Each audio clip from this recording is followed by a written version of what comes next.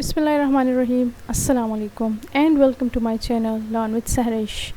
So today we'll study about periodic table. So periodic table को सबसे पहले Dmitry Mendeleev ने 1869 में डिस्कवर किया था और इसी तरह से उसने एलिमेंट्स के लिए गैप्स छोड़े थे जो कि बाद में डिस्कवर हुए और मॉडर्न पीरियोडिक टेबल बना। पीरियोडिक टेबल जो होता है वो 7 पीरियड्स और 8 ग्रुप्स पर मुश्तमिल होता है। पीरियड्स जो कि हॉरिजॉन्टल फॉर्म में होते हैं और ग्रुप्स वर्टिकल फॉर्म में होते हैं। इसी तरह से पीरियोडिक टेबल 4 ब्लॉक्स पर मुश्तमिल होता है। जो फर्स्ट ब्लॉक होता है उसको एस ब्लॉक कहते हैं और वो 2 ग्रुप्स पर मुश्तमिल होता है। फर्स्ट ग्रुप जो होता है जो कि फर्स्ट ए ग्रुप जिसको कहते हैं उसको अल्कली मेटल्स भी कहते हैं और सेकंड ग्रुप जिसको अल्कलाइन अर्थ मेटल्स कहते हैं उसको इस तरह से वो भी एस ब्लॉक में प्रेजेंट होता है। तो जो फर्स्ट ए ग्रुप और सेकंड ए ग्रुप्स होते हैं उसको एस ब्लॉक एलिमेंट्स कहते हैं। इसी तरह से पी ब्लॉक एलिमेंट्स जो होते हैं वो 6 ग्रुप्स पर मुश्तमिल होता है और डी ब्लॉक्स एलिमेंट्स जो होते हैं जो कि एस ब्लॉक और पी ब्लॉक के दरमियान में जो होते हैं जिसको ट्रांजिशन एलिमेंट्स भी कहते हैं, तो ये इसको डी ब्लॉक कहते हैं। इस तरह से पीरियोडिक टेबल के सबसे लास्ट में 2 ग्रुप्स होते हैं। एक ग्रुप जिसको लेंथेनाइड्स कहते हैं और दूसरा ग्रुप जिसको एक्टिनाइड्स कहते हैं, तो इसको एफ ब्लॉक एलिमेंट कहते हैं। तो इसी तरह से पीरियोडिक टेबल को आसानी से समझने के लिए उसको 4 ब्लॉक्स में डिवाइड किया गया है और पीरियड्स और ग्रुप्स में इसको डिवाइड किया गया है। इस तरह से the next thing is period third which is very important period in the periodic table. It consists of elements sodium, magnesium, aluminium, silicon, phosphorus, sulfur, chlorine and argon. तो जो फर्स्ट 2 एलिमेंट्स है sodium and magnesium तो ये S block से belong करते हैं और बाकी जो 6 एलिमेंट्स है aluminium, silicon, phosphorus, sulphur, chlorine and argon तो ये पी ब्लॉक से बिलोंग करते हैं। अगर हम इसकी इलेक्ट्रॉनिक स्ट्रक्चर के बारे में बात कर ले तो सोडियम का जो आउटर मोस्ट शेल है इसमें 1 इलेक्ट्रॉन होता है, मैग्नीशियम का 2, एलुमिनियम का 3, सिलिकॉन 4, फास्फोरस 5, सल्फर 6, क्लोरीन 7 और आर्गन के 8 होते हैं। इसका ऑक्टेट कंप्लीट होता है। So let's draw it's electronic structure. तो जो सोडियम का एटॉमिक नंबर है वो 11 है।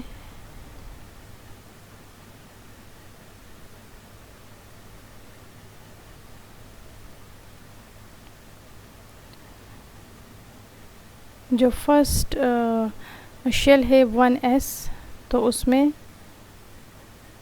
2 इलेक्ट्रॉन्स होंगे। इसी तरह से जो सेकंड शेल है उसमें 8 इलेक्ट्रॉन्स होंगे।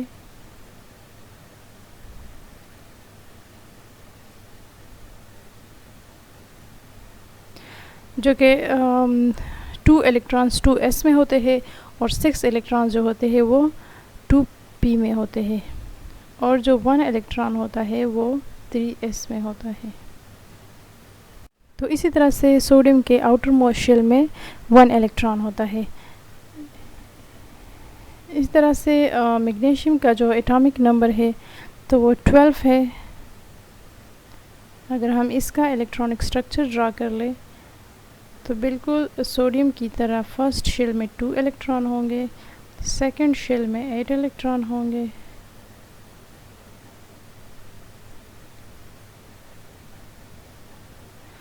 और जो थर्ड शेल है तो उसमें 2 इलेक्ट्रॉन होंगे। तो इसका मतलब ये है कि जो मैग्नीशियम है उसके आउटर मोस्ट शेल में 2 इलेक्ट्रॉन्स होते हैं।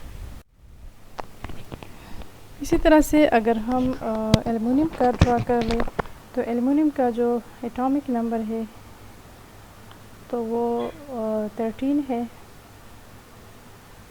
तो पहले इसको इरेज करते हैं फिर एल्युमिनियम का ड्रा करेंगे। ओके,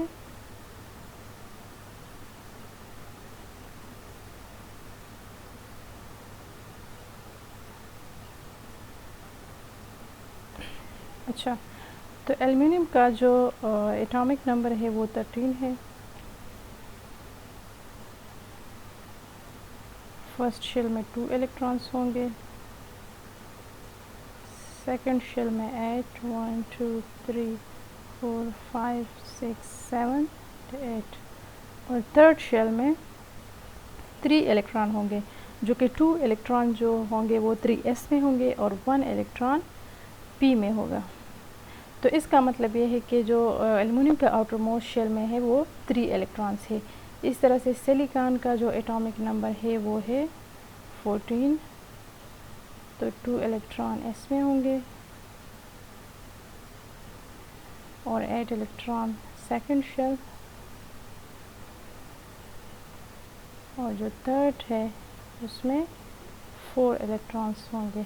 तो सिलिकॉन के आउटर मोस्ट शेल में 4 इलेक्ट्रॉन होते हैं। फास्फोरस, तो फास्फोरस का एटॉमिक नंबर होता है 15, फर्स्ट शेल में 2 इलेक्ट्रॉन, सेकंड शेल में 8 इलेक्ट्रॉन और थर्ड शेल में 5 इलेक्ट्रॉन्स। तो इसका मतलब ये है कि फास्फोरस के आउटर मोस्ट शेल में 5 इलेक्ट्रॉन्स होते हैं। फिर फास्फोरस के बाद है सल्फ़र। तो इसी तरह से हम ड्रा करेंगे और सल्फ़र का जो आउटर मोस्ट शेल है उसमें कितने इलेक्ट्रॉन्स होंगे? 6, 8 हो गए। सो 8 + 2 कितने हो गए? 10। 6 बाकी रहते हैं, तो 1 2 3 4 5 और 6। तो इसी तरह से सल्फ़र का जो आउटर मोस्ट शेल है तो उसमें कितने इलेक्ट्रॉन्स है? 6 इलेक्ट्रॉन्स है। आउटर मोस्ट शेल वो होता है जो सबसे बाहर वाला शेल होता है, ठीक है। तो इसका जो बाहर वाला शेल है इसमें कितने इलेक्ट्रॉन्स है? 6 इलेक्ट्रॉन्स है। फिर है क्लोरीन, तो क्लोरीन का एटॉमिक नंबर है 17, ठीक है।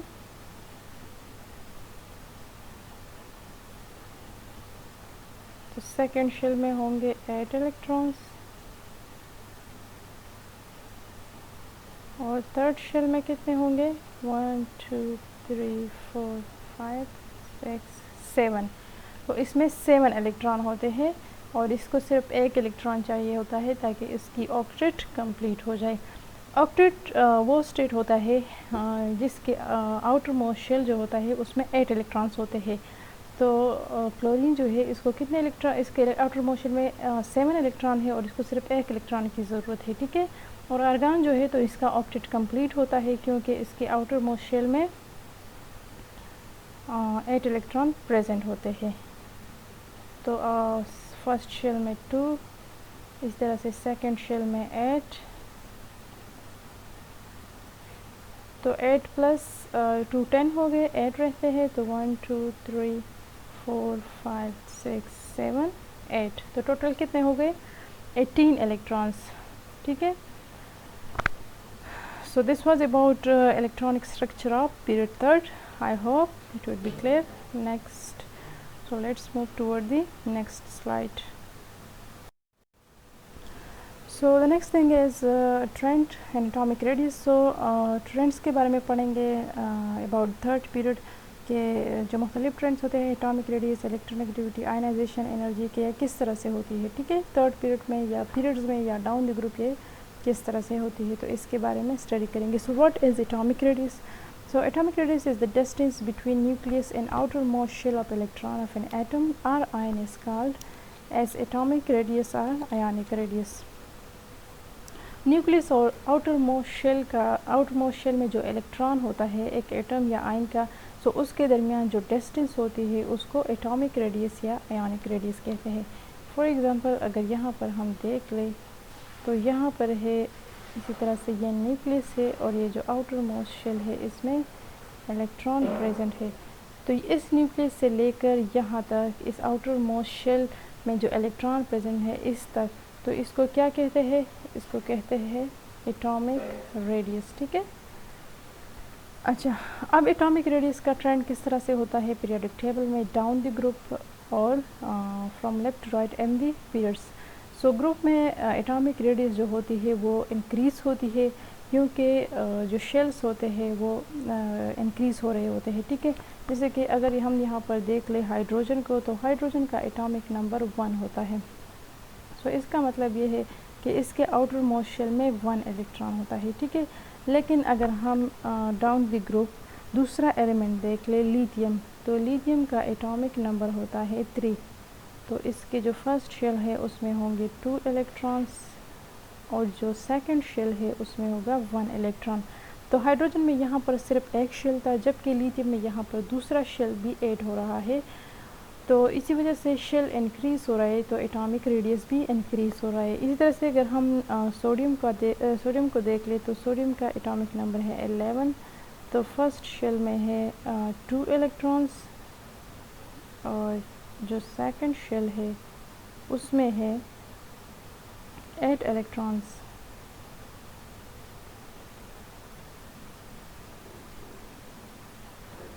तो 8 + 2 जो हो गए तो ये 10 हो गया, 1 इलेक्ट्रॉन रहता है, तो 1 इलेक्ट्रॉन जो होगा वो थर्ड शेल में होगा, ठीक है।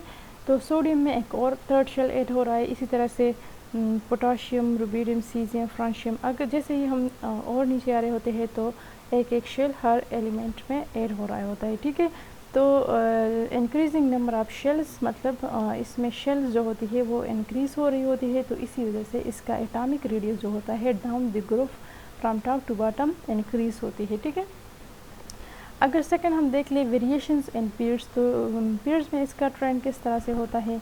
तो पीरियड में ये इलेक्ट्रॉन्स जो होती है वो सेम शेल में ऐड हो रही होती है, तो इसी वजह से ये इंक्रीज़ नहीं हो रही होती बल्कि डिक्रीज़ होती है।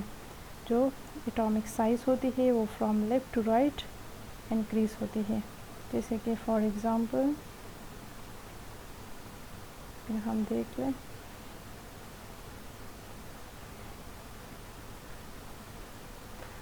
अच्छा जो थर्ड पीरियड है उसमें अगर हम देख ले तो जो सोडियम है, जैसे हमने ड्रा भी कर लिया, तो सोडियम का जो एटॉमिक नंबर होता है वो 11 होता है।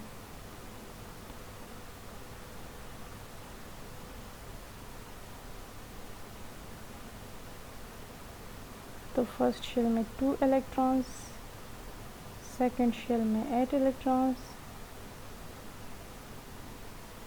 और थर्ड शेल में 1 इलेक्ट्रॉन होता है। इसी तरह से इसमें जो शेल है 3 शेल है टोटल, ठीक है। अगर हम सेकंड एलिमेंट को देख ले पीरियड थर्ड का, तो वो है मैग्नीशियम। मैग्नीशियम का जो एटॉमिक नंबर होता है वो 12 होता है। फर्स्ट शेल में होते हैं 2 इलेक्ट्रॉन्स, सेकंड शेल में होते हैं 8 इलेक्ट्रॉन्स और थर्ड शेल में 2 इलेक्ट्रॉन्स होते हैं। तो इसमें भी 3 शेल्स टोटल होते हैं, मतलब जो इलेक्ट्रॉन है वो सेम शेल में ऐड हो रहे हैं। इस तरह से अगर थर्ड हम देख ले एल्युमिनियम को, एल्युमिनियम का एटॉमिक नंबर है 13, फर्स्ट शेल में 2 इलेक्ट्रॉन, सेकंड में 8 और थर्ड में 3।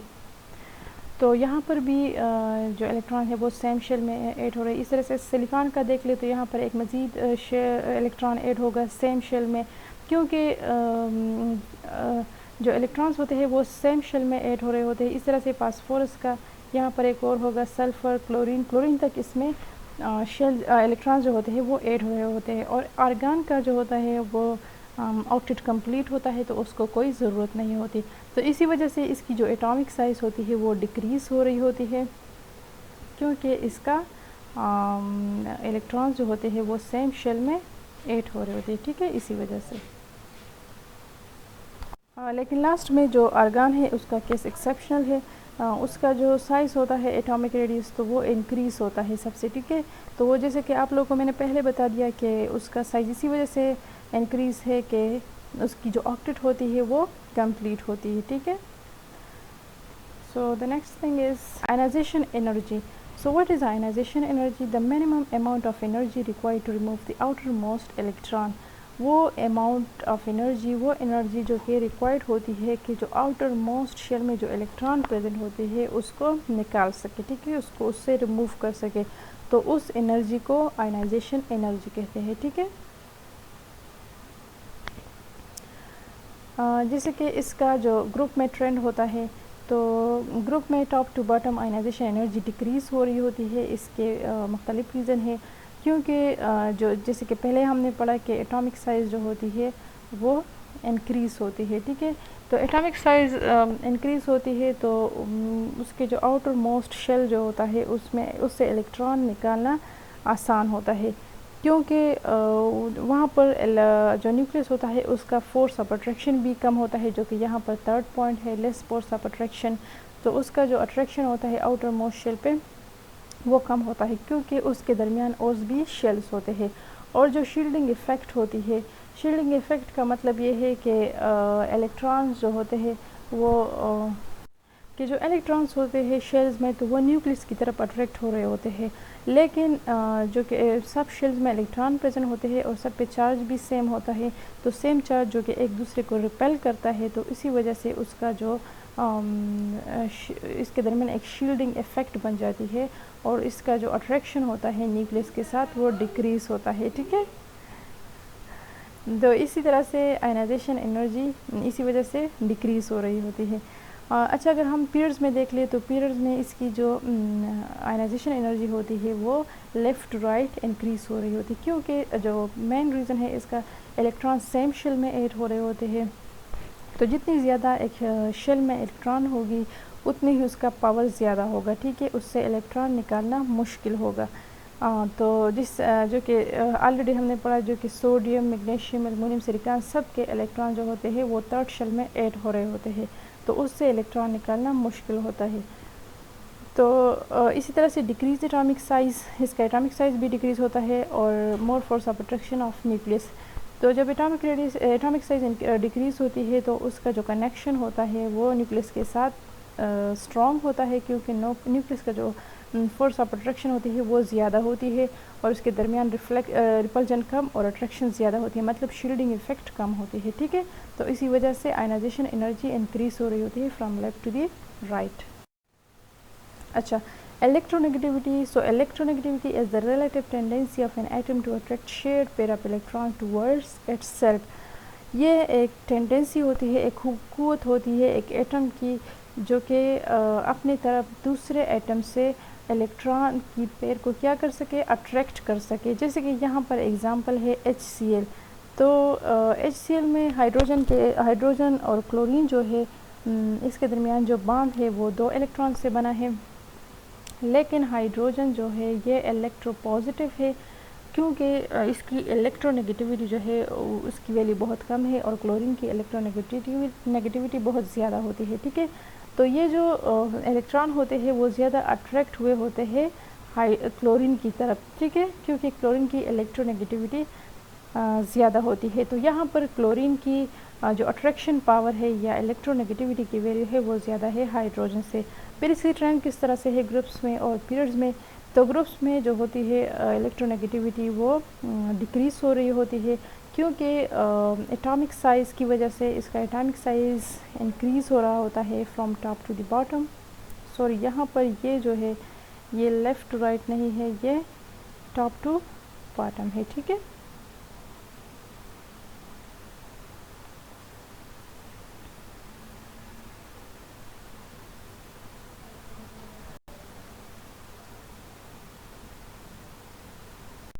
शील्डिंग इफ़ेक्ट और न्यूक्लियस फोर्स ऑफ अट्रैक्शन, ये भी रीज़न है इसके।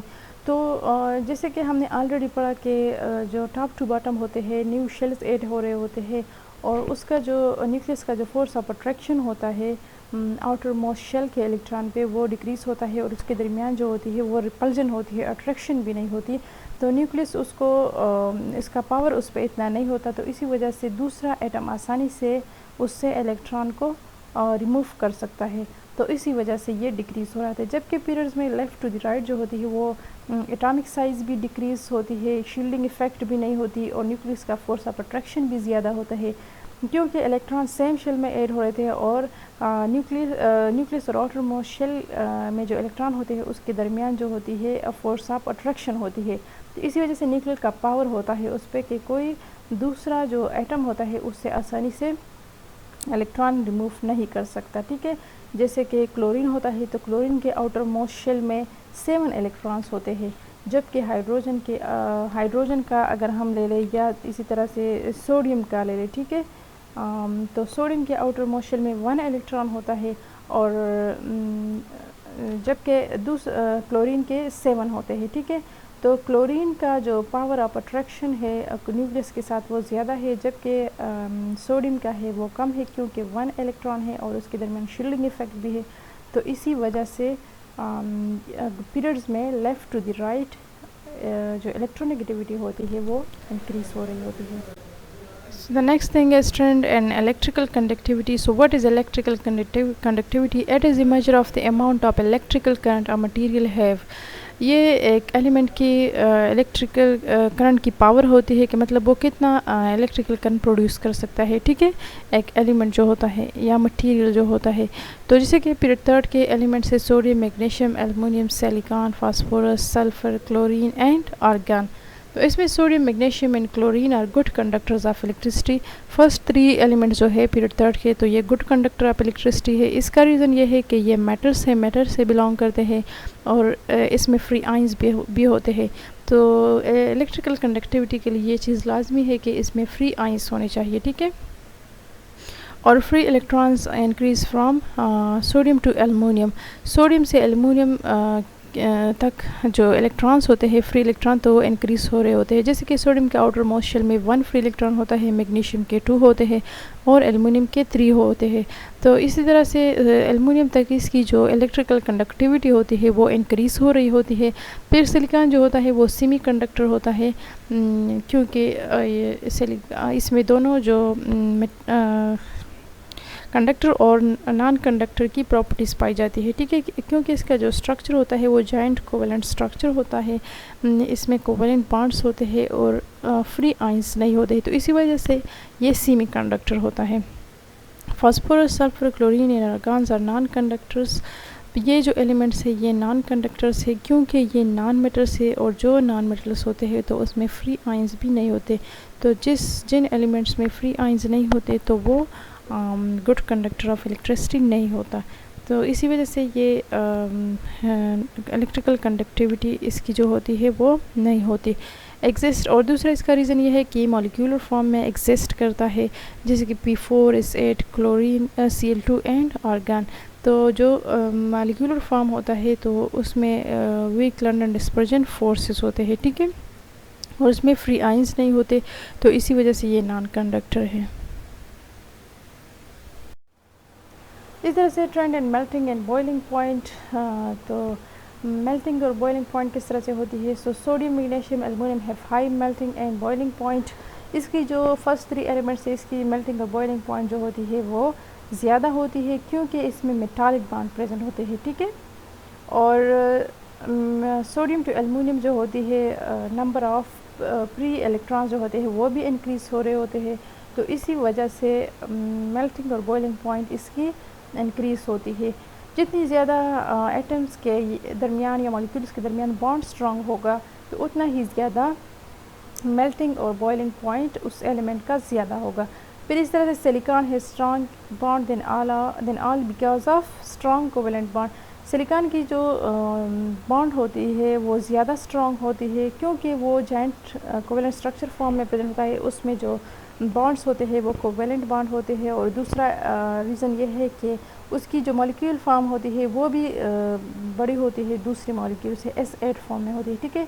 और कोवेलेंट बॉन्ड जो होती है वो मेटालिक बॉन्ड से स्ट्रॉन्गर भी होती है, ठीक है। तो इसी वजह से इसकी जो मेल्टिंग और बॉइलिंग पॉइंट होती है वो ज़्यादा स्ट्रॉन्गर होती है। फिर phosphorus, sulphur, chlorine and argon have low melting and boiling point. इसकी जो इन एलिमेंट्स की जो मेल्टिंग और बॉइलिंग पॉइंट होती है वो कम होती है, वो इसलिए कि ये नॉन मेटल्स है, और जब नॉन मेटल्स है और तो इस वजह से फ्री आइंस पर मुश्तमिल नहीं होते, और इसके दरमियान जो मेटालिक और कोवेलेंट बॉन्ड भी नहीं होती, ये मॉलिक्यूल फॉर्म में होती है, ठीक है। और molecule does not form covalent और metallic bond but have weak London dispersion forces. इसके दरमियान ना मेटालिक बॉन्ड होती है और ना कोवेलेंट बॉन्ड होती है। इसके दरमियान जो बॉन्ड होती है वो लंडन डिस्पर्जन फोर्सेस होती है, जो कि वीक होती है, और ये एग्जिस्ट करते हैं in the form of P4 which is phosphorus, silicon in the form of S8, chlorine in the form of Cl2 and argon in the form of Ar which is mono atomic form, ठीक है। तो London dispersion forces एक weak force होता है, और मैंने already आप लोगों को कहा कि जितना ज़्यादा फोर्स स्ट्रॉन्ग होगा उतनी ही ज़्यादा इसकी मेल्टिंग और बॉइलिंग पॉइंट होगी। स्ट्रांग होगी, ठीक है। तो इसका मतलब ये है कि कोवेलेंस जो बॉन्ड है वो ज़्यादा स्ट्रांगर है, तो इसी वजह से सिलिकॉन की जो बॉइलिंग और मेल्टिंग पॉइंट होती है वो सबसे ज़्यादा स्ट्रांग है। इसके बाद मेटालिक बॉन्ड स्ट्रांगर है, तो इसी वजह से सोडियम मैग्नीशियम एल्युमिनियम की है, और फिर फास्फोरस सल्फर और क्लोरीन की है, क्योंकि इसमें वीक लंडन डिस्पर्जन फोर्सेस होती है। तो इसका मतलब ये है कि from left to the right जो मेल्टिंग और बॉइलिंग पॉइंट होती है वो इंक्रीज हो रही होती है, ठीक है। Van der Waals forces decreases as size of molecule decreases. अच्छा, ये एक पॉइंट है कि वंडर वाल फोर्सेस जो होती है वो डिक्रीज़ होती है जब मॉलिक्यूल की जो साइज़ होती है वो डिक्रीज़ होती है, ठीक है। जैसे कि S8 हो गया, ठीक है, तो इसका जो साइज़ है वो सबसे बड़ा है, तो इसका मतलब है कि इसमें वंडर वाल फोर्स ज़्यादा होगा, क्योंकि इसकी नंबर ज़्यादा है ना, S8 है, फिर P4 में ज़्यादा होगा, फिर क्लोरीन में और आर्गन मोनोएटॉमिक फॉर्म में है तो इसमें वीक होगा, ठीक है।